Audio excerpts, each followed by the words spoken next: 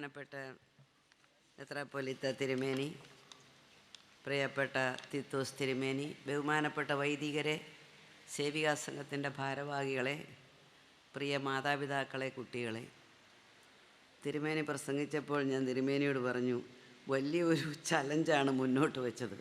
വിവാഹം കഴിക്കാൻ തയ്യാറില്ലാത്തവരും കഴിച്ചാൽ തന്നെ ഒരു കുട്ടി വേണ്ട എന്ന് പറയുന്നവരും ഒന്നുണ്ടെങ്കിൽ അധികപ്പറ്റാണെന്ന് പറയുന്ന ഈ കാലഘട്ടത്തിൽ അത്രയും വലിയൊരു ചലഞ്ച് തിരുമേനിയെ കൊണ്ട് പറയിപ്പിച്ചത് പരിശുദ്ധാരൂപി തന്നെയാണ്.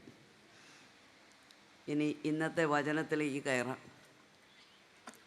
ഒരു കുഷ്ഠരോഗിയെ സുഖപ്പെടുത്തുന്നതാണ് നമ്മൾ കേട്ടത്. വിശുദ്ധ മാർക്കോസ് എഴുതിയ സുവിശേഷം 1-ാം അധ്യായം 40-ാം വാക്യം തുടങ്ങി. ഇന്നത്തെ കുഷ്ഠം എന്താണ്? ഇന്നത്തെ ലോകത്തെ അലട്ടുന്ന കുഷ്ഠരോഗം എന്താണ്? ആ കുഷ്ഠത്തെക്കുറിച്ച് നമുക്കിന്ന് അറിവുണ്ടോ? നമ്മൾ ചിന്തിക്കുന്നുണ്ടോ? വചനം പ്രസംഗിക്കുവാൻ എളുപ്പമാണ്, പ്രവർത്തനത്തിലേക്ക് കൊണ്ടുവരുവാൻ, ജീവിത ശൈലിയാക്കി മാറ്റുവാൻ അത്ര എളുപ്പമല്ല.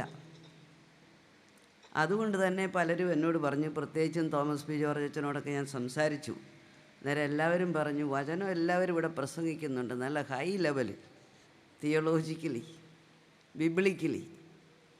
അതല്ല ഞാൻ ഉദ്ദേശിക്കുന്നത്. പ്രവർത്തിക്കുന്ന ഒരു വ്യക്തിയാണ്. പ്രവർത്തനം നല്ലതോ ഉചിതമോ ആയിട്ടാണ് എന്ന് ഞാൻ വാദിക്കുന്നില്ല. എങ്കിലും കുടുംബം എന്ന നിലയിൽ നമുക്കെന്താണ് ഈ ആത്മീയ ശുശ്രൂഷ എന്ന് മനസ്സിലാക്കാം.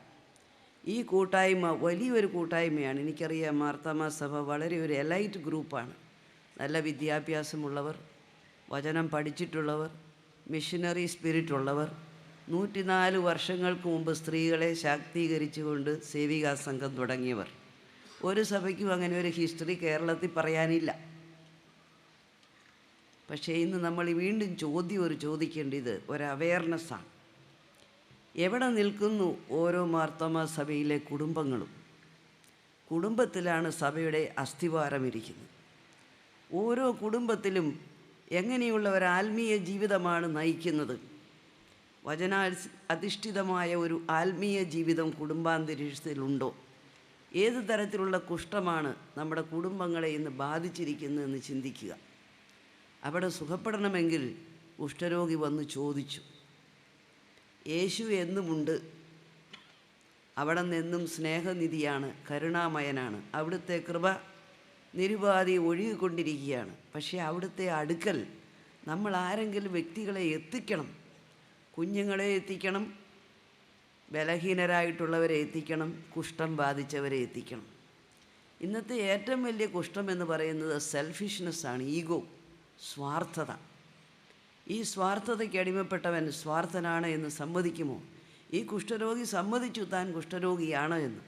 അതുകൊണ്ടാണ് യാചിക്കുന്നത്, എന്നെ സുഖപ്പെടുത്തണമേ, അങ്ങ് തിരുമനസ്സാകുന്നുവെങ്കിൽ എന്നെ സുഖപ്പെടുത്തുവാൻ കഴിയും. നമ്മൾക്കായിട്ട് സമയമെടുത്ത് ഒരു വിചിന്തനം നടത്തണം. യേശുവിൻ്റെ കാഴ്ചപ്പാടിലൂടെ നമ്മുടെ ജീവിതത്തെ ഒന്ന് അപഗ്രഥിക്കണം. ഒരു ഡീപ്പർ അവെയർനെസ് വേണം. ആഴത്തിലുള്ള അവബോധത്തിലേക്ക് നോക്കുമ്പോൾ എൻ്റെ സ്വാർത്ഥത എന്തുമാത്രം എന്നെ കാർന്നു തിന്നിരിക്കുന്നു. ക്രിസ്തുവിൽ നിന്നും അവിടുത്തെ രാജ്യത്തിൽ നിന്നും എന്നെ അകറ്റിയിരിക്കുന്നു. ഞാൻ ഒറ്റപ്പെട്ടിരിക്കുന്നു, ഞാൻ ബഹിഷ്കരിക്കപ്പെട്ടിരിക്കുന്നു, ഐസൊലേറ്റഡ് ആയിരിക്കുന്നു. കുഷ്ഠമെന്ന് പറയുന്നത് അതായിരുന്നു. ബുക്ക് ഓഫ് ലെവിറ്റിക്കസ് മുഴുവൻ പറയുന്നതാണ് കുഷ്ഠരോഗിയെ. പക്ഷേ യേശു എന്ത് ചെയ്യുന്നു? തൊട്ട് സുഖപ്പെടുത്തുന്നു. സുഖപ്പെടുന്നതിന് മുമ്പ് തന്നെ അവിടെ തൊടുകയാണ്. നിയമത്തിന് വിരുദ്ധമായി തൊട്ടുകൊണ്ട് സുഖപ്പെടുത്തുകയാണ്. നമ്മൾ പലരുടെ അടുക്കിലേക്ക് ഇറങ്ങി ചെല്ലണമെങ്കിൽ തൊടേണ്ടിയിരിക്കുന്നു. തൊടാതെ സുഖപ്പെടുത്താൻ പറ്റുകയില്ല. തൊടുമ്പോൾ കുഷ്ഠം ലഭിക്കുവാനായിട്ടുള്ള ഒരു സാധ്യതയുണ്ട്, ഒറ്റപ്പെടാൻ സാധ്യതയുണ്ട്. നമ്മൾ യഥാർത്ഥത്തിൽ അവരുമായി ഇടപഴകുവാൻ സമയം കൊടുക്കുന്നില്ല എങ്കിൽ രക്ഷപ്പിക്കാൻ സാധിക്കുകയില്ല. ചില കാര്യങ്ങളിൽ സ്ത്രീകളെക്കുറിച്ച് ചിന്തിച്ച് നോക്കുമ്പോൾ പഴയ നിയമത്തിലും പുതിയ നിയമത്തിലും സ്ത്രീകൾ പബ്ലിക് വർഷിപ്പിൻ്റെ അകത്ത് വളരെയധികം പാർട്ടിസിപ്പേറ്റ് ചെയ്തിരുന്നു. നിയമാവർത്തന ഗ്രന്ഥത്തിൽ പ്രത്യേകം മോശയുടെ നിയമം അനുസരിച്ചും സ്ത്രീകൾ പബ്ലിക് വർഷിപ്പിലും പബ്ലിക് സർവീസിലും, ടാബർനാക്കിളിന് മുമ്പിലുള്ള ഒരു സർവീസ് ഫീൽഡും സ്ത്രീകളുടെ കയ്യിലായിരുന്നു. സ്ത്രീകളത് ചെയ്തിരുന്നു, വർഷിപ്പ് ചെയ്തിരുന്നു. ഭർത്താക്കന്മാർ കൂടാതെ തന്നെ പോയി റെബേക്കായെ പോലെയുള്ളവർ യഥാർത്ഥത്തിൽ പ്രാർത്ഥിച്ചിരുന്നു. പ്രവർത്തിച്ചിരുന്നു. ഡെബോറായെ പോലെയുള്ളവർ വളരെ ധൈര്യത്തോടു കൂടി നേതൃത്വ സ്വഭാവം ഏറ്റെടുത്തിരുന്നു. അതുപോലെ തന്നെ പുതിയ നിയമത്തിലും എപ്പോഴും അക്വിലയ്ക്ക് മുമ്പ് തന്നെ പ്രിസ്കില്ലയുടെ പേരാണ് പറയുന്നത്. ആവർത്തിച്ച് പ്രിസ്കില്ലയുടെ പേര് തന്നെ പറയുന്നത് സ്ത്രീയുടെ സ്ഥാനമാണ് അവിടെ കാണിക്കുന്നത്. കാൽവരി മലയിൽ പോയ ആരാണ്? പുരുഷന്മാരെല്ലാം ഭയപ്പെട്ടോടി, സ്ത്രീകൾ അവിടം വരെ ചെന്നു. മരിച്ചതിന് ശേഷവും വീണ്ടും എംബാംമെൻറ്റിന് വേണ്ടി പോയതാരാണ്? സ്ത്രീകൾ തന്നെയാണ്. ആ സ്ത്രീകളോട് പറയുകയാണ്, ഇന്ന് കുഷ്ഠം ബാധിച്ച ഈ ഓരോ മേഖലയിലും ക്രിസ്തീയ കുടുംബങ്ങളിൽ ഇത് ബാധിച്ചിട്ടുണ്ടോ എന്ന് നോക്കുക. ഈ സ്വാർത്ഥതയുടെ ഒരു ഭാഗമാണ് വിവാഹം കഴിക്കാൻ തയ്യാറല്ല. ഇനി വിവാഹം കഴിച്ചാൽ തന്നെയും സ്ത്രീ സമത്വമല്ല. സ്ത്രീ ഒരുപടി കൂടെ പൊങ്ങി നിന്നുകൊണ്ട് ഭർത്താവിനെ അടിമപ്പെടുത്താൻ നോക്കുന്നു. കുട്ടികൾ വേണ്ട എന്ന് വയ്ക്കുന്നു. ഇങ്ങനെയുള്ള ചില മോഡേണിസമെല്ലാം കുഷ്ഠം തന്നെയാണ്. ഒറ്റപ്പെട്ട് ജീവിക്കുന്ന അനേകരുന്നുണ്ട്, ഒന്നോ രണ്ടോ പേരല്ല. ഞാൻ തന്നെ ഈ ഒരൊറ്റ മാസം തന്നെ കണ്ടുമുട്ടി ഒരു 2 ഡസൻ പേര്. 30 വയസ്സിന് മുകളിലുള്ള സ്ത്രീകൾ വിവാഹം കഴിക്കുന്നില്ല. ജോലിയുണ്ട്, തൻ്റേതായ എല്ലാ കഴിവുകളുമുണ്ട്, തയ്യാറല്ല. കാരണം സ്വയശൂന്യവൽക്കരണമാണ് കുടുംബജീവിതം. സ്വയമേ ശൂന്യവൽക്കരിക്കുവാൻ, തന്നെ കൊടുക്കുവാൻ, കുർബാനയാകുവാൻ, തിരുമേനിയുടെ വാക്ക് പറഞ്ഞാൽ സ്വയമേ കൊടുക്കുവാൻ തയ്യാറല്ല. അപ്പോൾ തൻ്റെ ജീവിതശൈലിയിൽ വ്യത്യാസങ്ങൾ വരുത്തേണ്ടി വരുന്നു. എത്രയോ പേർ, നമ്മൾ അമേരിക്കയിൽ ചെന്ന് നോക്കുക, UK ചെല്ലുക, പല രാജ്യങ്ങളിൽ, ഇന്ത്യയിൽ തന്നെ ജോലി ചെയ്യുന്നവർ, ഗൾഫ് രാജ്യങ്ങളിൽ എത്രയോ പേർ സുഖമായി ജീവിക്കുന്നു. സമ്പത്തില്ലാഞ്ഞിട്ടല്ല. അതുപോലെ ഒരു കുട്ടിയും വേണ്ട എന്ന് വെക്കുന്നതും സമ്പത്തില്ലാഞ്ഞിട്ടല്ല. 2ൽ കൂടുതൽ വേണ്ട എന്ന് വെക്കുന്നതും സമ്പത്തില്ലാഞ്ഞിട്ടല്ല. തൻ്റെ സൗകര്യങ്ങൾക്ക് ഒരു കേടുപാടും വരരുത് എന്ന സ്വാർത്ഥത. ആ സ്വാർത്ഥത വെടിയുന്നില്ല എങ്കിൽ ഈ കുഷ്ഠം നമ്മളെ ബാധിച്ചുകൊണ്ടിരിക്കുകയാണ്. എന്താ സംഭവിക്കുന്നത്? അടുത്ത കുഷ്ഠത്തിലേക്ക് നമ്മൾ നീങ്ങിക്കൊണ്ടിരിക്കുകയാണ്. ഒരു വലിയ മെഗാ മൈഗ്രേഷൻ നടക്കുകയാണ് നമ്മുടെ നാട്ടിൽ നിന്ന്. ജനിക്കുന്നതിന് മുമ്പ് തന്നെ മിഷനറി ആകണമെന്നല്ല പ്രാർത്ഥിക്കുന്നത്. ജർമ്മൻ ഭാഷ പഠിക്കുക, നീ ജർമ്മനിയിലേക്ക് ജോലിയോ പഠിത്തമായിട്ട് പോവുക. UK കരകയറാനുള്ള മാർഗം കാണിക്കുക. കാനഡയിലേക്ക് ഒരു അഡ്മിഷന് വേണ്ടി നോക്കുക. നമ്മൾ എന്താണ് ചെയ്യുന്നത്? ഈ ജീവിതത്തിൽ ആർഭാടത്തിനും പണത്തിനും പ്രാധാന്യം കൊടുക്കുന്ന അടുത്ത കുഷ്ഠം നമ്മളെ ബാധിച്ചിരിക്കുകയാണ്. ഇത് വേറെ ആരെയും അല്ല, ഏറ്റവും കൂടുതൽ ബാധിച്ചിരിക്കുന്ന ആരെയാണെന്ന് ചിന്തിച്ചു നോക്കൂ. മതത്തിൻ്റെ പേര് ഞാൻ പറയുന്നില്ല, ഇന്ന് സൂക്ഷിച്ച് വേണം പറയാൻ. പക്ഷേ ചിന്തിച്ച് നോക്കൂ, എല്ലാ അറിവും കഴിവുമുള്ള നമ്മൾ ഈ സമുദായത്തെയോ ഈ ഒരു രാജ്യത്തെയോ ദേശത്തെയോ സംസ്കാരത്തെയോ കൾച്ചറിനെയോ മാനിക്കുവാൻ പോലും കുഞ്ഞുങ്ങളെ പഠിപ്പിക്കുന്നില്ല. അതുകൊണ്ട് വന്നിരിക്കുന്ന വലിയൊരു ദാരിദ്ര്യം പിടിച്ച ജീവിതമാണ് നമ്മൾ നയിക്കാൻ പോകുന്നത്. ഈ കുഞ്ഞുങ്ങളെല്ലാം അങ്ങോട്ട് പോകുമ്പോൾ ബിടെക് പഠിച്ചവരും ഡോക്ടർമാരും എല്ലാം ജോലി ചെയ്യുന്ന കെയർ ഗീവറായിട്ടാണ്, അല്ലെങ്കിൽ മാക്ഡൊണാൾഡിൽ പാത്രം കഴുകിക്കൊണ്ടാണ്. ഒരു കുഴപ്പമില്ല. UK കാനഡയിലാണല്ലോ. നമ്മളിങ്ങനെ ചിന്തിച്ച് പോകുന്ന കുഷ്ഠം നമ്മുടെ രാജ്യത്തെ അല്ലാണ്ട് ആരെയാണ് ബാധിച്ചിരിക്കുന്നത്? ഇങ്ങനെ പോയാൽ നമ്മൾ എവിടെ ചെന്ന് അവസാനിക്കും? കാരണം എന്താണ്? ക്രിസ്തു ഒരു കാലഘട്ടത്തിലേക്കാണ് ജനിച്ചത്, ഒരു സംസ്കാരത്തിലേക്കും ഒരു മതത്തിലേക്കുമാണ് ജനിച്ചത്. മനുഷ്യാവതാരം എന്താണ് എന്ന് നമ്മൾ മനസ്സിലാക്കിയാൽ, മനുഷ്യാവതാരം എന്ന് പറയുന്നത് മനുഷ്യൻ്റെ എല്ലാ അവസ്ഥകളെയും എല്ലാ നന്മയെയും ഉൾക്കൊള്ളുന്ന, അതിനെ പൗത്രീകരിക്കുന്ന, വരപ്രസാദം നൽകുന്ന, കൃപയൊഴുകുന്ന മനുഷ്യാവതാരം.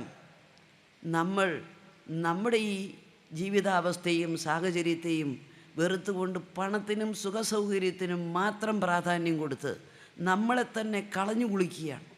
ചിന്തിച്ചു നോക്കുക, മക്കളെ ചെറുപ്പം മുതലേ പഠിപ്പിക്കേണ്ടത് ഉള്ളത് കൊണ്ട് ഒതുങ്ങി ജീവിക്കുക, ഉള്ളത് കൊണ്ട് എങ്ങനെ ജീവിതത്തെ മെച്ചപ്പെടുത്തിയെടുക്കാം, എന്താണ് ഡിസിപ്ലിൻ, എന്താണ് പക്വതയോടുകൂടിയുള്ള ജീവിതശൈലി, കുടുംബജീവിതം എന്ന് പറയുകയല്ല, മാതൃകയായി കാണിച്ചു കൊടുക്കുക. Modelling. Every child needs A champion. ഒരാൾ സുരക്ഷിതത്വം കണ്ടെത്തണമെങ്കിൽ ഇങ്ങനെ ജീവിക്കാൻ പറ്റുമെന്ന് തെളിയിക്കുകയും അതിൽ അഭിമാനം കൊള്ളുകയും നന്ദിയോടുകൂടെ ജീവിക്കുകയും ചെയ്ത് കാണിച്ചു കൊടുക്കുക.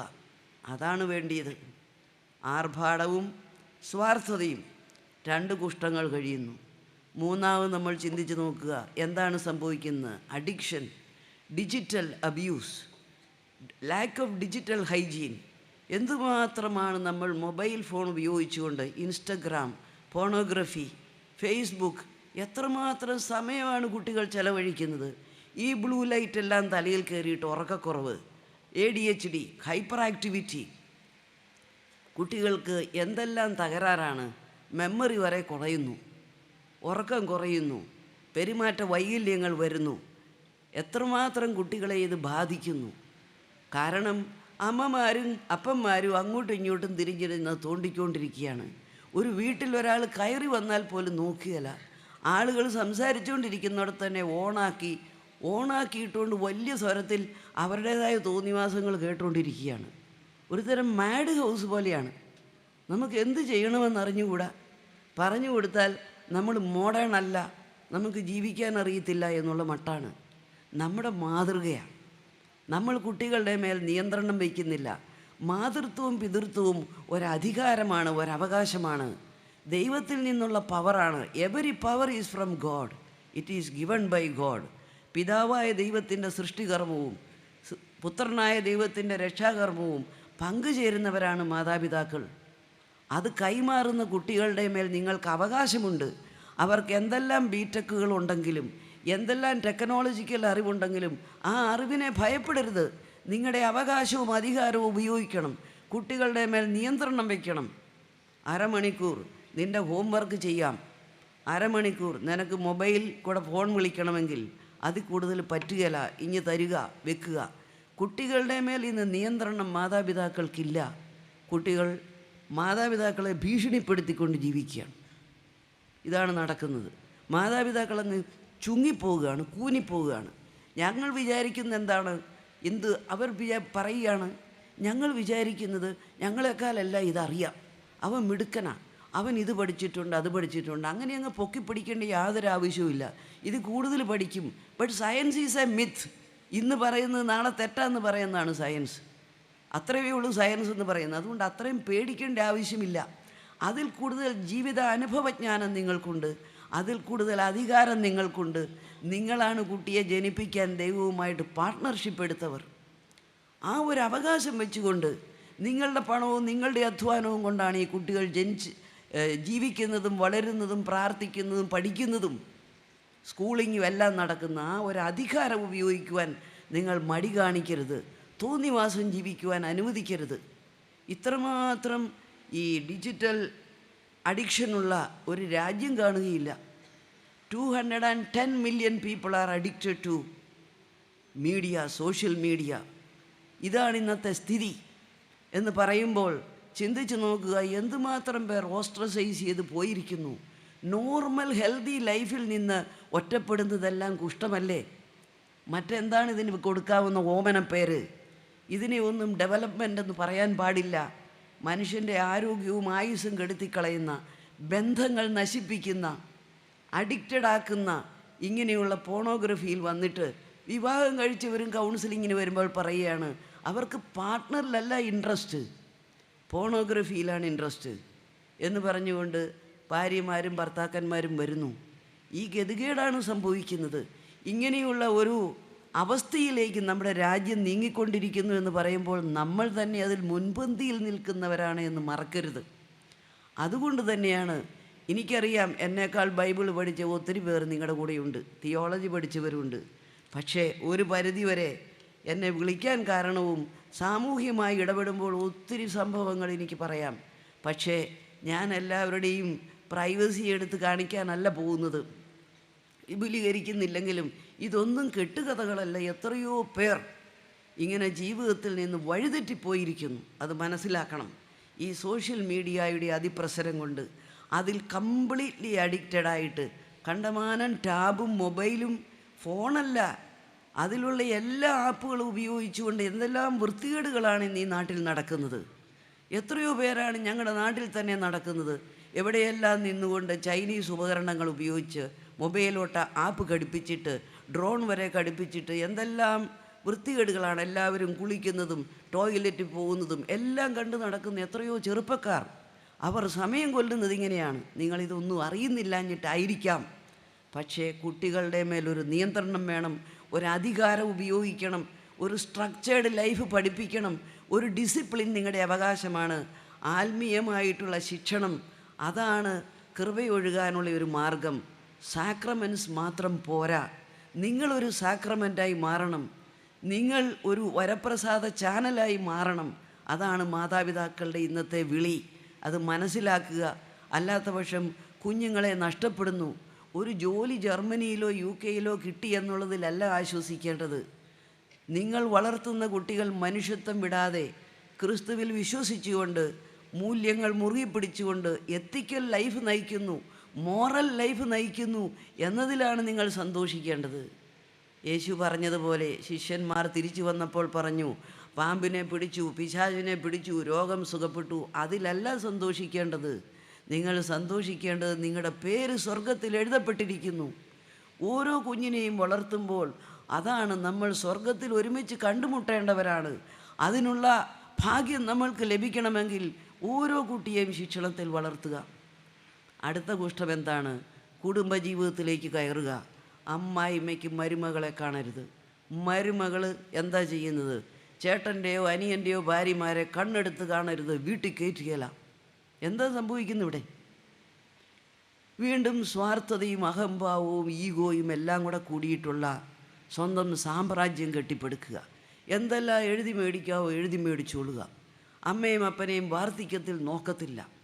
പ്രഭാഷകൻ 3:14, തൻ്റെ പിതാവിനെ ശുശ്രൂഷിക്കുന്നവൻ തൻ്റെ അനേകം പാപങ്ങൾ ക്ഷമിക്കപ്പെടുന്നു. വാർദ്ധക്യത്തിൽ ഇവരെ ശുശ്രൂഷിക്കുവാൻ ആളില്ല. എല്ലാവർക്കും പേരിൽ എഴുതി വെച്ച സ്വത്തും കൊണ്ടവർ പമ്പ കടന്നു. പിന്നെ ഏതെങ്കിലും ഒരു ഓൾഡ് ഏജ് ഹോമിൽ കൊണ്ടേ തട്ടുകയാണ്. തട്ടിയാലും അവിടെ പോയി അന്വേഷിക്കുകയോ കാണുകയോ ചെയ്യുന്നില്ല. എന്നാൽ യൂറോപ്പിൽ പോലും എല്ലാ ആഴ്ചയിലും പോയി അവർ കാണുമ്പോൾ ഒരു മീലെങ്കിലും കൊണ്ടുപോയി കൊടുക്കുന്നുണ്ട്. ഞാനതാണ് കണ്ടത്. പക്ഷേ ഈ നാട്ടിൽ അതുമില്ല, കൊണ്ടേ തട്ടിയിട്ട് പോവുകയാണ്. എന്താണ്? പരസ്പരം ശുശ്രൂഷിക്കുന്ന, പങ്കുവയ്ക്കുന്ന ഒരു കുടുംബജീവിതമില്ല. കുടുംബം എന്ന് പറയുമ്പോൾ ഏത് കാറ്റും കോളും വന്നാലും മനുഷ്യന് വിശ്രമിക്കാവുന്ന സെക്യൂരിറ്റിയുള്ള ഒരു തുരുത്താണ് ഒരു കുടുംബം, ഒരു വീട്. ഈ കുടുംബം എന്ന് പറയുന്നത് സ്വർഗത്തിൻ്റെ ഒരടയാളമാണ്. പിതാവും പുത്രനും പരിശുദ്ധാത്മാവും തമ്മിലുള്ള ബന്ധത്തോടാണ് കുടുംബത്തെ സാദൃശ്യപ്പെടുത്തിയിരിക്കുന്നത്. God is relationship. ഒരു കുടുംബം എന്ന് പറയുന്നതിലെ ബന്ധം അങ്ങനെയുള്ള ഒരു ബന്ധമാണ്. മരണം കൊണ്ട് തീരുന്ന ഒരു ബന്ധമല്ല കുടുംബ ബന്ധം. അതിനപ്പുറത്തേക്കും നമ്മൾ കടന്നു ചെല്ലുന്നു ദൈവത്തിൻ്റെ അടുക്കലേക്ക്. അവിടെ നമ്മുടെ പ്രതിസമ്മാനം കിട്ടുന്നത് നീ എളിയവരിൽ ഒരുവന് ചെയ്തത് എനിക്ക് വേണ്ടി ചെയ്തു എന്ന് പറയുന്ന ഭർത്താവിന് വേണ്ടിയോ ഭാര്യയ്ക്ക് വേണ്ടിയോ അമ്മായിമ്മയ്ക്ക് വേണ്ടിയോ മാതാപിതാക്കൾക്ക് വേണ്ടിയോ കുഞ്ഞുങ്ങൾക്ക് വേണ്ടിയോ ഞാൻ എന്തെല്ലാം എന്നെ തന്നെ നൽകിയോ, അൺകണ്ടീഷണൽ ലവ്, വ്യവസ്ഥയില്ലാതെ സ്നേഹത്തോടു കൂടി ഞാൻ ജലദോഷം വന്നപ്പോൾ നോക്കിയതും, വാർദ്ധക്യത്തിൽ മൂത്രവും മുള്ളിയും എല്ലാം കിടക്കുന്നവരെ കഴുകി വൃത്തിയാക്കിയപ്പോഴും, ഉറങ്ങാൻ പറ്റാത്ത ഓട്ടിസമുള്ള ഒരു കുട്ടിയെ ശുശ്രൂഷിച്ചപ്പോഴും എല്ലാം എനിക്ക് വേണ്ടി നീ ചെയ്തു എന്നുള്ള ദൈവാരാധനയാണത്. ദൈവത്തെ കണ്ടുമുട്ടുന്ന, ആഴത്തിൽ അനുഭവപ്പെടുന്ന കണ്ടംപ്ലേഷൻ ആൻഡ് ആക്ഷൻ ഒരുമിച്ചുള്ള ഒരു ജീവിത വിളിയാണ്. വിളിക്കകത്തെ ഒരു വിളിയാണ്. ജീവനിലേക്ക് വിളിക്കപ്പെട്ട നമുക്ക് ജീവൻ പകർന്നു കൊടുക്കുന്നതിന് വേണ്ടി ദൈവം നൽകിയ ഒരു വിളിയാണ് കുടുംബം. അവിടുത്തെ ഏറ്റവും പ്രധാനപ്പെട്ട റോൾ അമ്മയ്ക്കുണ്ട്. Nurturing role, protecting role, modelling role. ഈ റോൾ ഉള്ളതുകൊണ്ട് തന്നെയാണ് ഞാൻ വായിക്കുകയായിരുന്നു, തിയോളജിക്കലി അവർ പറയുകയാണ് സ്ത്രീയെ പ്രീസ്റ്റ്ഹുഡിലേക്കോ അപ്പോസൽഷിപ്പിലേക്കോ ഒക്കെ വിളിക്കാതെ ഇരുന്നത് തന്നെ സ്ത്രീയിൽ അതിലും ഉപരിയായിട്ടുള്ള ഒരു നിക്ഷിപ്തമായ കടമയുള്ളത് കൊണ്ടാണ്.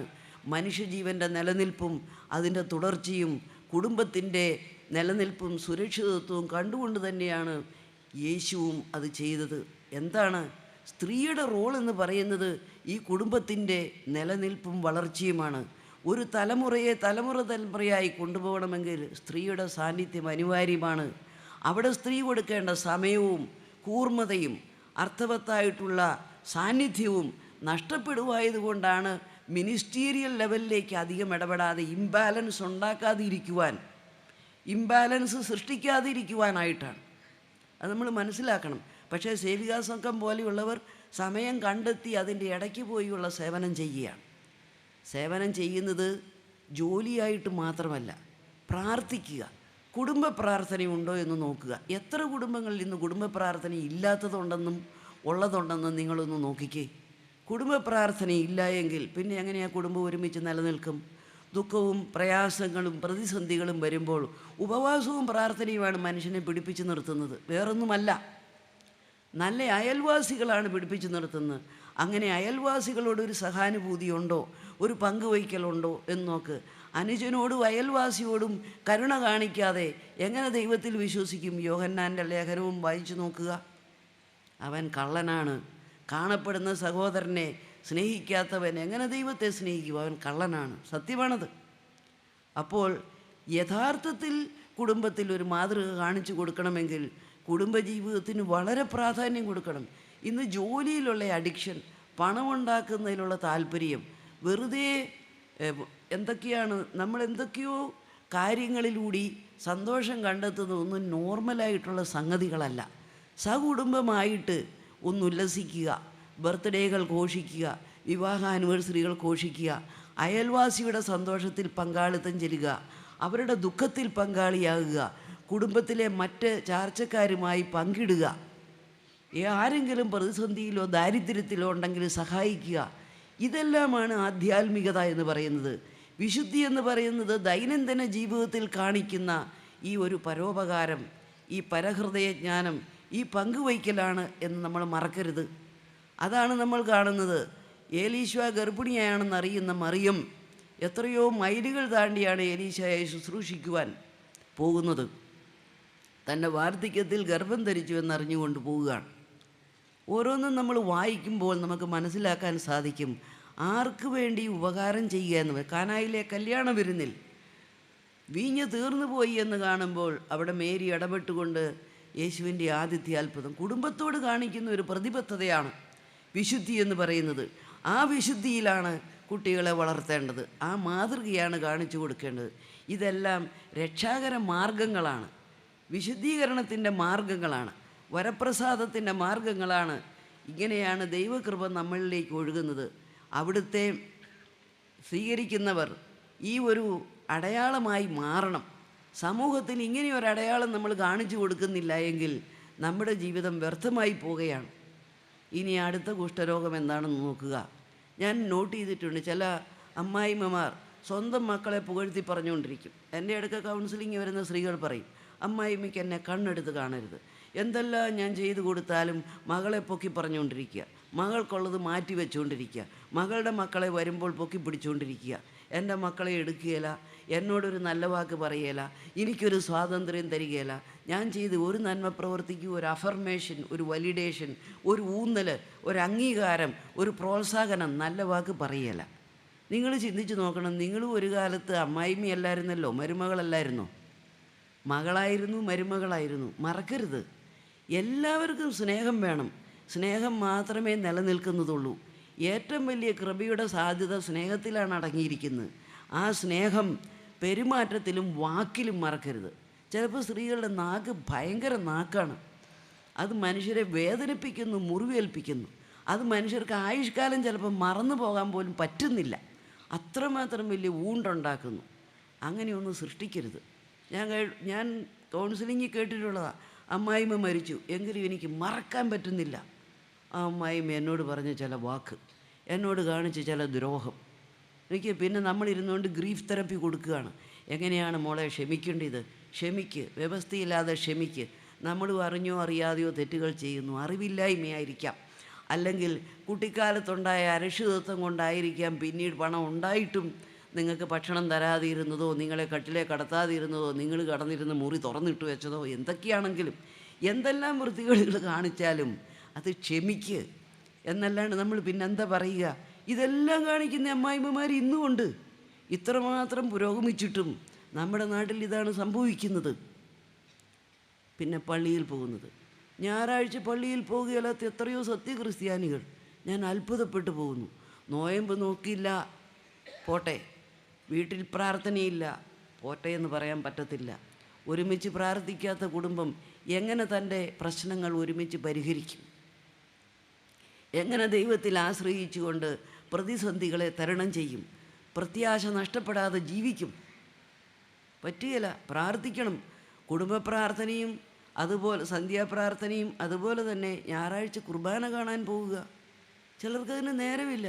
ഒരു വലിയ പെരുന്നാപ്പടി പോലെയാണ് അവർ പോകുന്നത്. ഏതാണ്ട് സദ്യക്ക് പോകുന്നത് പോലെയോ എന്തോ സിനിമയ്ക്ക് പോകുന്നത് പോലെ അണിഞ്ഞൊരുങ്ങി പോവുക. മാസത്തിലൊന്നോ ആണ്ടിൽ 2 വട്ടമൊക്കെ. അങ്ങനെയാണോ ജീവിക്കേണ്ടത്? സഭയെന്ന് പറയുന്നത് കൂട്ടായ്മയാണ്. ആത്മീയ പോഷണം ലഭിക്കണമെങ്കിൽ കൂട്ടായ്മയുടെ ഭാഗമാകണം. നമ്മൾ വിചാരിക്കും ഞാൻ പോയില്ലെങ്കിലും പള്ളിയിൽ അച്ഛനും കുർബാനയും നടക്കും. അതല്ല വിഷയം. ഞാൻ കൂട്ടായ്മയുടെ ഭാഗമാകുന്നില്ല എങ്കിൽ എൻ്റെ വിശ്വാസം ഞാൻ പരിപോഷിപ്പിക്കുന്നില്ല. ഒരു കൂട്ടായ്മയുടെ ഭാഗമായിക്കൊണ്ട് മാത്രമാണ് വിശ്വാസത്തിൽ ഞാൻ വളരുന്നത്. അത് മറക്കരുത്. ഒരിക്കലും മാറ്റിവെക്കാൻ പാടില്ല. തൻ്റെ സമയത്തെ അതുപോലെ ക്രമീകരിക്കണം. സൺഡേ മാസില്ലെങ്കിൽ സാറ്റർഡേ മാസിന് പോകുക. ഒരിക്കലും മാറ്റിവെക്കാൻ പാടില്ല. അങ്ങനെയുള്ള ഒരു ഡിസിപ്ലിൻ, ഒരു ദൈവാശ്രയത്വം കാണിക്കുന്നില്ലാത്ത കുഷ്ഠരോഗം ഇന്ന് കേരളത്തെ ബാധിച്ചിട്ടുണ്ട്. മലയാളികൾ പുറത്ത് ജീവിക്കുന്നവരെ അനേകരെ ഇത് ബാധിച്ചിട്ടുണ്ട്. ഇത് സംഭവിക്കാതിരിക്കാൻ മക്കൾക്കിപ്പോഴേ മാതൃക കാണിച്ചു കൊടുത്ത് അവർക്ക് ഇതിൻ്റെ ആവശ്യകത, പ്രത്യേകത മനസ്സിലാക്കി കൊടുക്കണം. അതാണ് അടുത്തത് പറയാനുള്ളത്. ഇനി നമ്മളെ ബാധിച്ചിരിക്കുന്ന മറ്റു കുഷ്ഠങ്ങൾ എന്തൊക്കെയാണെന്ന് ചിന്തിച്ച് നോക്കുക. നമ്മൾ ചിന്തിച്ച് നോക്കേണ്ട കാര്യങ്ങളാണ്. നമ്മൾക്ക് സംഭവിച്ചിരിക്കുന്ന അബദ്ധങ്ങൾ വളരെയധികമാണ്. അബോർഷൻസ് ഉണ്ട്, മദ്യപാനമുണ്ട്, മയക്കുമരുന്നുണ്ട്, കള്ളക്കടത്തിൻ്റെ അംഗങ്ങളാകുന്നുണ്ട്, വേശ്യാവൃത്തിക്ക് മസാജ് പാർലറുകളിൽ സ്ഥിരമായിട്ട് പോകുന്നവരുണ്ട്, മറ്റ് പല വിധത്തിൽ കരിഞ്ചന്തയിൽ ഭാഗമായിട്ടുള്ളവരുണ്ട്, ഒറ്റിക്കൊടുക്കുന്നവരുണ്ട്. എന്തെല്ലാം വിധത്തിലുള്ള തെറ്റുകൾക്കകത്ത് കുടുംബം പോകുന്നു. ഒരു കുടുംബം എങ്ങനെയാണ് കുടുംബമായി നിലകൊള്ളുക? ഒരു കുടുംബത്തിൽ ഇത്രമാത്രം മറ്റ് തിന്മകൾ കയറി വരുമ്പോൾ ഈ കുഷ്ഠം ആരും അറിയുന്നില്ല എങ്കിലും തീർച്ചയായിട്ടും ബന്ധങ്ങളെ ബാധിക്കുന്നുണ്ട്. എത്രയോ പേർ വന്ന് കൗൺസിലിങ്ങിന് ഇത് വന്ന് പറയുന്നുണ്ട്. എത്രയോ കൗൺസിലിങ്ങിൻ്റെ അകത്ത് ഇത് വളരെ സങ്കടപ്പെട്ടുകൊണ്ട് വന്ന് പറയുന്നുണ്ട്. അത് കണ്ടുപിടിച്ചതിന് ശേഷം എത്രയോ ഭാര്യമാർക്ക് ഹൃദയാഘാതങ്ങൾ വന്നിട്ടുണ്ട്. ചിലരുടെ ബന്ധങ്ങൾ തന്നെ പിരിഞ്ഞു പോകുന്നുണ്ട്. ഡിവോഴ്സ് കേരളത്തിൽ ഇന്ന് വളരെയധികം വിവാഹമോചനം കൂടിക്കൊണ്ടിരിക്കുകയാണ്. വിവാഹം മോചിക്കുന്നില്ലെങ്കിലും പലരും സെപ്പറേറ്റഡ് ആയിട്ട് ജീവിക്കുന്നുണ്ട്. സിംഗിൾ പാരൻറ്റിംഗ് ആയിട്ട് തന്നെ കുട്ടികളെ വളർത്തുന്നുണ്ട്. കാരണമൊന്നും സാമ്പത്തികം മാത്രമല്ല, വൈകാരികമായിട്ടുള്ള അകൽച്ചയും വിശ്വസ്തതയില്ലായ്മയും കൊണ്ടാണ്. പരസ്പരം വിട്ടുവീഴ്ചയോടുകൂടി രമ്യപ്പെടാൻ പറ്റാത്തത് കൊണ്ടാണ്. ഇതിനെല്ലാം കാരണം എന്താണ്? വൈകാരിക പക്വതയില്ലായ്മ. വെറും ആണും പെണ്ണും ആയതുകൊണ്ട് മാത്രം വിവാഹം കഴിച്ച് ജീവിക്കാൻ പറ്റത്തില്ല. സ്ത്രീയും പുരുഷനും എന്ന നിലയിൽ വലിയധികം വളരേണ്ടതായിട്ടുണ്ട്. എനിക്ക് എൻ്റെ ഹോബി, എൻ്റെ സുഹൃത്തുക്കൾ, എൻ്റേതായ പ്രൈവറ്റ് ലൈഫ്, നീ ആരാണ് ചോദിക്കാൻ എന്ന് പറഞ്ഞുകൊണ്ട് ജീവിക്കാൻ പറ്റത്തില്ല. കുടുംബജീവിതത്തിൽ വിശ്വസ്തത വളരെ പ്രധാനപ്പെട്ടതാണ്. കമ്മിറ്റ്മെൻറ്റ് വളരെ പ്രധാനപ്പെട്ടതാണ്. വികാരാനുഭൂതികളുടെ പിന്നാലെയല്ല പോകേണ്ടത്. നിലനിൽക്കുന്ന ബന്ധത്തിൽ ആഴത്തിൽ വളരണമെങ്കിൽ യഥാർത്ഥ അർപ്പണബോധത്തോടു കൂടി പരസ്പരം സംസാരിക്കുവാൻ സമയം വേണം, പരസ്പരം വിലയിരുത്തുവാൻ സമയം വേണം, പരസ്പരം ആശ്വസിപ്പിക്കണം, കേട്ടിരിക്കണം, പ്രോത്സാഹിപ്പിക്കണം. രണ്ടുപേരുടെയും ജോലിയെക്കുറിച്ച് വലിയ അറിവില്ലെങ്കിലും ഒന്ന് ആശ്വസിപ്പിക്കാൻ മാത്രമെങ്കിലും കേട്ടിരിക്കാനുള്ള ഒരു എളിമ വേണം. ഈ ആശയവിനിമയം നടക്കുന്നില്ല. ഇങ്ങനെ കൂട്ടായിരിക്കുന്ന ക്വാളിറ്റി ടൈം ഇല്ല. കുട്ടികൾ സ്കൂളിൽ നിന്ന് വന്നാൽ അവരെ കേട്ടിരിക്കുന്നില്ല. കുട്ടികൾ കഴിഞ്ഞ ദിവസവും പറയുമായിരുന്നു. കഴിഞ്ഞ ദിവസം ഞാൻ ഏതോ ഒരു സ്കൂളിൽ പോയി ക്ലാസ് എടുത്തപ്പോൾ ആ കുട്ടികൾ കൗൺസിലിങ്ങിന് വന്ന് പറഞ്ഞു, ഞങ്ങളെ കേട്ടിരിക്കാൻ ആരുമില്ല, ഞങ്ങൾ വരുമ്പോൾ വീട്ടിലാരുമില്ല. അവർ 2 ജോലിക്കായിട്ട് പോയിരിക്കുകയാണ്. അവർ 4 മണിക്കോ 3 മണിക്കോ വീട്ടിൽ വന്നാൽ മണി 9 വരെ അമ്മ വീട്ടിൽ വന്നിട്ടില്ല, അപ്പനും വന്നിട്ടില്ല. അപ്പോൾ അവർ ചെയ്യുന്നത് എന്താ? പോണോഗ്രഫി കാണുക, അവർ ചീത്തയായിട്ടുള്ള സംഗതികളെല്ലാം കണ്ടിരിക്കുക, വേറെ കുറേ കൂട്ടുകാർ കൂടി മാളിക്കൂടെ കറങ്ങുക, വേറെ കുറേ തല്ലിപ്പൊളി സംഘവുമായിട്ട് കൂട്ടുചേരുക, ചില മയക്കുമരുന്നുകളെല്ലാം ഉപയോഗിച്ച് എക്സ്പെരിമെൻ്റ് ചെയ്യുക, സ്മോക്ക് ചെയ്ത് നോക്കുക. ഇതിനെല്ലാം കാരണം എന്താ? പണത്തിന് അമിതമായി പ്രാധാന്യം കൊടുക്കരുത്. കുറച്ച് ദിവസങ്ങൾ ജോലി ചെയ്താൽ മതിയെന്ന് വെക്കുക. കുറച്ച് ദിവസങ്ങൾ ജോലി ചെയ്തില്ലെങ്കിലും കുട്ടികൾ അവരുടേതായ സംഗതികൾ ഉണ്ടാക്കിക്കൊള്ളും. അവരെ വിദ്യാഭ്യാസം കൊടുത്ത് വളർത്തിയാൽ മതി. അവരുടേതായ രീതിയിൽ ജോലി കണ്ടെത്തി അവരുടെ ഭാവി സുരക്ഷിതമാക്കും. നമ്മളൊരു ഡെപ്പോസിറ്റ് കൊടുക്കുകയോ ഒരു ഫ്ലാറ്റോ വീടോ വാങ്ങിക്കൊടുക്കുകയോ ഒന്നും ചെയ്യേണ്ട ആവശ്യമില്ല. പക്ഷേ സമയം ചിലവഴിക്ക്, ക്വാളിറ്റി ടൈം. ഒരു കുട്ടിയെ കേട്ടിരിക്കുക, ആശ്വസിപ്പിക്കുക, പ്രോത്സാഹിപ്പിക്കുക, അനുമോദിക്കുക. തെറ്റുകൾ ചെയ്താൽ പോലും ആ കുട്ടിക്ക് ഒരു അൺകണ്ടീഷണൽ ആക്സെപ്റ്റൻസ്, വ്യവസ്ഥയില്ലാതെ എന്നെ കേട്ടിരിക്കുന്ന, മനസ്സിലാക്കുന്ന, സ്നേഹിക്കുന്ന ഒരാളുണ്ട് എന്ന ബോധ്യമുണ്ടെങ്കിൽ ചീത്ത കൂട്ടുകെട്ടിൻ്റെ അകത്ത് പോകുകയില്ല. അല്ലെങ്കിൽ ഒത്തിരി ഇൻ്റർകാസ്റ്റ് മാരേജ് ആകുന്നില്ല. ഒത്തിരി ഇൻ്റർകാസ്റ്റായിട്ടുള്ള പ്രണയങ്ങളും ഒത്തിരി ഇൻ്റർകാസ്റ്റായിട്ടുള്ള ബുദ്ധിമുട്ടുകളിലും എല്ലാം പോയി ചെന്ന് ചാടുന്നുണ്ട്. പലരും ഇന്ന് മതം ഉപേക്ഷിക്കാൻ തയ്യാറാണ്. കാരണം എന്താ? സീരിയസ് ആയിട്ട് മതം പ്രാക്ടീസ് ചെയ്തിട്ടില്ല എങ്കിൽ ഈസി ആയിട്ട് ഉപേക്ഷിക്കാൻ എളുപ്പമുണ്ട്. ഇതാണ് സംഭവിച്ചിരിക്കുന്നത്. അത് നമ്മൾ മനസ്സിലാക്കണം. പിന്നെ നമ്മൾ മനസ്സിലാക്കേണ്ടി വേറൊന്ന്, ഒരു കുടുംബമായി നിലനിൽക്കണമെങ്കിൽ സാമൂഹികമായ പ്രതിബദ്ധത മാത്രം പോരാ, സഭയോടൊരു പ്രതിബദ്ധത വേണം. സഭയുടെ വളർച്ചയിൽ ഒരു താല്പര്യം വേണം. അത് അച്ഛനെയും മെത്രാനെയും മറ്റുള്ളവരെയും സേവികാ സംഘത്തെ ഒന്ന് ഏൽപ്പിച്ചിട്ടിരുന്ന് ഉറങ്ങാനുള്ളതല്ല. എനിക്ക് എൻ്റേതായി എന്ത് കോൺട്രിബ്യൂഷൻ ചെയ്യാൻ പറ്റും എന്ന് ഓരോ സ്ത്രീയും ചിന്തിക്കേണ്ടതായിട്ടുണ്ട്. ഓരോ പുരുഷനും ചിന്തിക്കേണ്ടതായിട്ടുണ്ട്. കുട്ടികളെയും ആ വോളണ്ടറി വർക്കിനായിട്ട് വിടണം. കുട്ടികളെയും കുറച്ച് സൂക്ഷിച്ച് വെക്കാനായിട്ട് പഠിപ്പിക്കണം. ദാനധർമ്മം ചെയ്യാൻ പഠിപ്പിക്കണം. ചില പ്രോജക്റ്റുകളെ സപ്പോർട്ട് ചെയ്യാൻ പഠിപ്പിക്കണം. തൻ്റേതായ സേവന മേഖലയിലേക്ക് പോകാൻ പഠിപ്പിക്കണം. അത് നമ്മൾ കാണിച്ചു കൊടുക്കുന്നില്ല എങ്കിൽ എങ്ങനെ വരും? പക്ഷേ ഒരു വലിയ നല്ല കാര്യമാണ് ഇപ്പോൾ ചെറുപ്പക്കാർ ഈ കൺവെൻഷന് വന്നിരിക്കുന്നത്. ചില കൺവെൻഷന് പോയാൽ 50 വയസ്സിന് മുകളിലുള്ളവരേ ഉള്ളൂ. ആരും ചെറുപ്പക്കാരെ കാണാനില്ല. കാരണം ചെറുപ്പക്കാർ അവരുടെ സിനിമയും കണ്ട് ജോളിയടിച്ച് ഹാംബർഗും മാക്ഡൊണാൾഡും ഒക്കെ കഴിച്ച് നടക്കുക. ഇങ്ങനത്തെ ജങ്ക് ഫുഡ് കഴിക്കാനായിട്ട് തന്നെ പിള്ളേരെ വിടരുത്. അത് വേറൊരു ഈസി ലൈഫാണ്. അമ്മമാരിന്ന് കണ്ടുപിടിച്ചിരിക്കുന്ന ഒരു ഈസി ലൈഫാണ്. ജോലി കഴിഞ്ഞ് വരിക, എന്തെങ്കിലും ബേക്കറിയിൽ നിന്ന് ഐറ്റം മേടിച്ചുകൊണ്ട് വരിക, അല്ലെങ്കിൽ കുട്ടികൾക്ക് ഇഷ്ടമുള്ളത് പൈസ കൊടുത്ത് അവരെ പിസ്സ ഹട്ടിലേക്ക് വിടുക. അത് ശരിയല്ല. ഒന്നാമതായിട്ട് തന്നെ ക്യാൻസർ കേരളത്തിൽ കൂടിക്കൊണ്ടിരിക്കുകയാണ്. ഡയറ്റ് വളരെ ഇമ്പോർട്ടൻ്റാണ്. ജീവിതശൈലി രോഗങ്ങളാണ് ഇന്ന് കേരളത്തിൽ കൂടുതലുള്ളത്. അതിന് കാരണം കുടുംബത്തിൽ നഷ്ടപ്പെട്ടു പോയിരിക്കുന്ന സ്വന്തമായിട്ടുള്ള കുക്കിങ്ങാണ്. രാവിലെ ഉണ്ടാക്കി കപ്പ വേവിച്ചതായിരുന്നു ഞങ്ങൾ വൈകിട്ട് വരുമ്പോൾ കിട്ടിയിരുന്നത്. ചൂടാക്കി നല്ലപോലെ ഒലത്തി വേറൊരു കറിയും കൂടെ കൂട്ടി അമ്മ തരുന്നു. നമ്മൾ കഴിക്കുന്നു. നമുക്ക് അസുഖങ്ങളൊന്നും ഉണ്ടായിട്ടില്ല. ഹോസ്പിറ്റൽസ് നമ്മൾ കണ്ടിട്ടേ ഇല്ല, കയറിയിട്ടില്ല. പക്ഷേ ഇന്നങ്ങനെയല്ല. എല്ലാത്തിനും മരുന്നും മെഴുങ്ങിക്കൊണ്ട് ഹാംബർഗറും മാക്ഡൊണാൾഡും കഴിച്ച് KFCയും കഴിച്ച് നടക്കുകയാണ്. ഇത് മുഴുവൻ ചത്ത കോഴിയാണ്. എത്ര മാസമായിട്ട് ചത്തിരിക്കുന്നതാണെന്ന് ദൈവത്തിനറിയാം. എവിടെ ചത്തിരുന്നതാണെന്നും അറിയത്തില്ല. എന്തെല്ലാം കെമിക്കൽസ് അതിനകത്തുണ്ടെന്ന് നമുക്കറിഞ്ഞുകൂടാ. 2 നേരമെങ്കിലും സാലഡ് കഴിപ്പിക്കണം. അതിന് ചെറിയ ഒരു 7 സെൻറ്റ് സ്ഥലം 3 സെൻറ്റ് സ്ഥലമുള്ളിടത്തും നമുക്ക് വെജിറ്റബിൾസ് ഉണ്ടാക്കാം.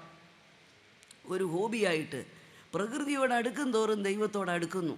അതിൻ്റെ വളർച്ചയും അതിൻ്റെ ദൈവാശ്രയത്വവും നമുക്ക് കണ്ടുപിടിക്കാൻ പറ്റും. അങ്ങനെയുള്ള സാലഡുകൾ കൊടുക്കുക. ഒരു നേരം മാത്രം വേവിച്ച ഭക്ഷണം കഴിച്ചാൽ മതി മനുഷ്യൻ. അങ്ങനെയാണ് ഇന്നത്തെ പല ആരോഗ്യമുള്ള മനുഷ്യരും ചെയ്യുന്നത്. പലരോടും ചോദിച്ചു നോക്ക്.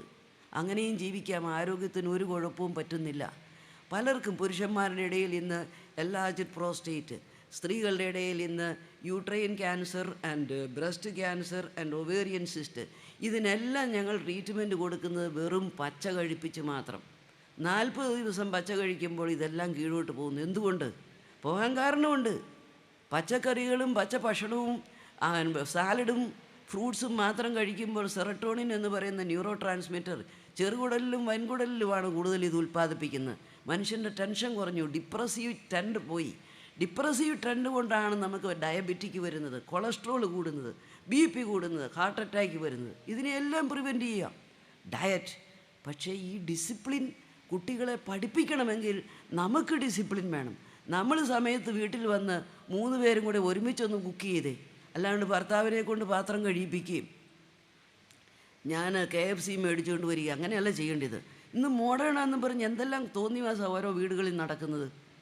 അതൊന്നും ശരിയല്ല. നമ്മൾ പരസ്പരം ബഹുമാനിക്കാത്തപ്പോൾ നമ്മൾ തന്നെ നമ്മളെ ബഹുമാനിക്കുന്നില്ല. അങ്ങനെയുള്ളിടത്തെ വീട്ടിലെ ആൺകുട്ടികൾ പറയും, എനിക്ക് വിവാഹം കഴിക്കാൻ പേടിയാണ്, എൻ്റെ അമ്മ ഇങ്ങനെ ഒരു തൻ്റെടിയാണ്, എൻ്റെ അപ്പനെ ഇങ്ങനെ പട്ടിയായിട്ട് ട്രീറ്റ് ചെയ്യുന്നത് ഞാൻ കാണുന്നു. അവന് വിവാഹം കഴിക്കാൻ തന്നെ പേടി. കാരണം എന്താ? അവൻ കരുതുന്ന എല്ലാവരും ഇങ്ങനെ ഭദ്രകാളിയായി മാറുക എന്നാണ്. അപ്പോൾ നമ്മളുടെ മാതൃകയാണ്, അത് മനസ്സിലാക്കണം. അല്ലാണ്ട് ഒരാളുടെ മേൽ ആധിപത്യം വഹിക്കുന്നതുകൊണ്ട് നമ്മൾ സ്മാർട്ടാകുന്നില്ല. അത് നമ്മൾ പറഞ്ഞ് മനസ്സിലാക്കേണ്ടതാണ്. അതുപോലെ തന്നെ പുരുഷന്മാരും ഒരു സ്ത്രീയെ പൊട്ടിയെന്നും ഫൂളെന്നും കഴുതയെന്നും വിളിച്ചതുകൊണ്ട് നമ്മൾ സ്മാർട്ടാകുന്നില്ല. നമ്മൾ കഴുതയായതുകൊണ്ടാണ് അത്തരം ഭാഷ ഉപയോഗിക്കുന്നത്, അങ്ങനെ പെരുമാറുന്നത്. അതുകൊണ്ട് തന്നെ പരസ്പര ബഹുമാനത്തിൽ, പരസ്പര സ്നേഹത്തിൽ ഒരുമിച്ച് പാചകം ചെയ്യുക, ഒരുമിച്ച് ഭക്ഷിക്കുക, ഒരുമിച്ച് യാത്ര ചെയ്യുക, ഒരുമിച്ച് പ്രാർത്ഥിക്കുക. അങ്ങനെ ഒരുമയുടെ ഒരു സ്ഥലമായിട്ട് മാറുക കുടുംബം. എത്ര ജീവിച്ചാലും മടുക്കരുത്. എത്ര പ്രാവശ്യം ജീവിച്ചാലും എനിക്ക് നീ തന്നെ മതി, എൻ്റെ പങ്കാളിയായിട്ടെന്ന് പറയുവാനുള്ള അനുഗ്രഹം ദൈവമേ തരണമേ എന്ന് പ്രാർത്ഥിക്കുക. നമ്മുടെ കണ്ണടഞ്ഞതുകൊണ്ടാണ് ഇത് കാണാത്തത് കേട്ടോ. ശരിക്കും നമ്മൾ പ്രാർത്ഥിച്ചുകൊണ്ട് നോക്കുമ്പോൾ നമ്മുടെ ഭാര്യ എത്ര സുന്ദരിയാണെന്ന് മനസ്സിലാകും, എത്ര നല്ലവളാണെന്ന് മനസ്സിലാകും, നമ്മുടെ ഭർത്താവ് എത്രയോ നല്ലവനാണെന്ന് മനസ്സിലാകും, നമ്മുടെ കുഞ്ഞുങ്ങൾ എത്രയോ സാധ്യതകളുള്ളവരാണെന്ന് മനസ്സിലാക്കും. പ്രാർത്ഥിക്കുക. പ്രാർത്ഥനയുടെ അന്തരീക്ഷത്തിൽ വിശ്വാസത്തിൻ്റെ കണ്ണുകൾ കൂടെ നോക്കുമ്പോൾ നമുക്ക് ദൈവം തന്ന ദാനത്തിൻ്റെ അകത്ത് ഒരു കേടും വന്നിട്ടില്ല. There is nothing accidental. ദൈവം ഒന്നും അവിചാരിതമായി ചെയ്യുന്നില്ല, എല്ലാം നന്മയ്ക്കായി ചെയ്യുന്നു. എല്ലാം അവിടുത്തെ അജണ്ടയിൽ കറക്റ്റായിട്ടാണ് പോകുന്നത്. സംശയിക്കരുത്, നന്ദിയോടെ സ്വീകരിക്കുക. കൃതജ്ഞതയുള്ള മനസ്സാണ് കുടുംബജീവിതത്തിൽ വേണ്ടുന്നത്. പ്രാർത്ഥനയിലാണ് ആശ്രയിക്കേണ്ടത്. ദാനധർമ്മത്തിലും ശുശ്രൂഷയിലും പുറകോട്ട് പോകരുത്. കൂട്ടായ്മകളെ പ്രോത്സാഹിപ്പിക്കണം, മറ്റുള്ളവരെ ഇൻക്ലൂഡ് ചെയ്യണം. അയൽവാസികളെ, ഏത് മതത്തിൽപ്പെട്ടവരാണെങ്കിലും അയൽവാസിയെ ഇൻക്ലൂഡ് ചെയ്യണം. ശത്രുക്കളെ ഉണ്ടാക്കരുത്. ശത്രു നമ്മുടെ തലയിലിരിക്കുന്നതാണ്. ആരും നമ്മുടെ ശത്രുവല്ല, തോക്കും കൊണ്ട് നടപ്പില്ല. നമ്മുടെ വെറുപ്പാണ് നമ്മൾ കാണുന്നത്, നമ്മളിൽ ഭയം ജനിപ്പിച്ചിരിക്കുന്നത്. നമ്മുടെ അപകർഷതയാണ് മറ്റൊരാളെ അഹംഭാവിയായിട്ട് കാണുന്നത്. അതെടുത്തു കളയാനായിട്ട് പ്രാർത്ഥിക്കുക.